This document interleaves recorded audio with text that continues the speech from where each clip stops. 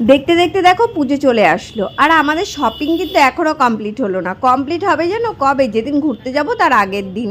তো আজকে যাচ্ছি বাড়িতে, গপুকে মায়ের কাছে রেখে আমরা 4 বোন মিলে যাব নিজেদের জন্য শুধু কেনাকাটি করতে। আজকে আর কারোর জন্য কিনবো না, সব 4 বোন মিলে নিজেরা নিজেদের জন্যই কেনাকাটি করব, কারণ নিজেদেরও তো কিছু পড়তে হবে, তাই না? দেখো আমাদের এখানে প্যান্ডেল শুরু হয়ে গেছে, দেখেও কত আনন্দ লাগে যে সব মণ্ডপে মণ্ডপে প্যান্ডেল কিন্তু শুরু হয়ে গেছে। আর এটা কিছুদিন আগের ভিডিও, মহালয়ার পরে আমাকে পোস্ট করতে হচ্ছে। যেতে যেতে গোপনা ঘুমিয়েই পড়েছিল, টোটোতে উঠলেই দেখি ও ঘুমিয়ে পড়ে ঝাঁকুনিতে। অ্যাকচুয়ালি একটু জার্নিং হয়ে যায় বলে ও ঘুমিয়েই পড়ে। তো ঘুমোতে ঘুমোতে দেখো চলে এসেছি আমরা বাড়ির রাস্তায়। আজকে আর কাউকে ফোন করিনি, ফোন করলে সূর্য সায়ন পরি সব দৌড়ে করে চলে আসতে, কাউকেই ফোন করিনি। আমরাই যাচ্ছি এখন, সবাই রেডি হয়ে গেছে মোটামুটি। এখন গিয়ে ওকে রেখে আমরা বেরিয়ে যাব শপিং করতে। চলো, আজকে আমার গপুর কালার আর আমার জামার কালার এক হয়ে গ্রিন হয়ে গেছে দুজনেরই। গপু তো টোটোতে আসতে ঘুমিয়েই পড়েছে, ঘুমিয়ে ঘুমিয়ে আসলো।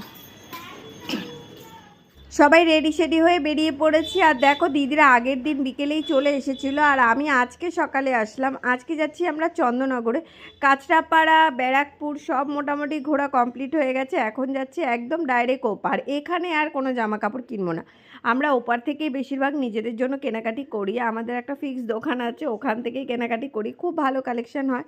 তাই জন্য সব ইউনিক ইউনিক নতুন নতুন কালেকশানগুলো হয়, তাই জন্যই আমরা ওখানেই যাই।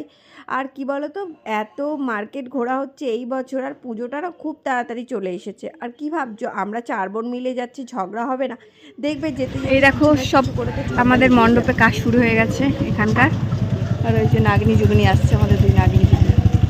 এই যে দুর্গা মণ্ডপ, এখানে কাজ হচ্ছে, ভেতরে দুর্গা ঠাকুর হয়েছে। সারা বাড়িতে লাইটিং দিয়ে দিয়েছে, ঠিক আছে? রাস্তায় বাড়িতে সব লাইটিং দিয়ে দিয়েছে। হ্যাঁ, এখানে লাইটিং দেবে। হয়ে গেছে, এই দেখো ও টিকিট ভাড়া দিল, আর ও টোটো ভাড়া দেবে, তারপর আসার সময় ও টোটো ভাড়া দেবে, তারপরে আসার সময় আমি টিকিট ভাড়া দেবো।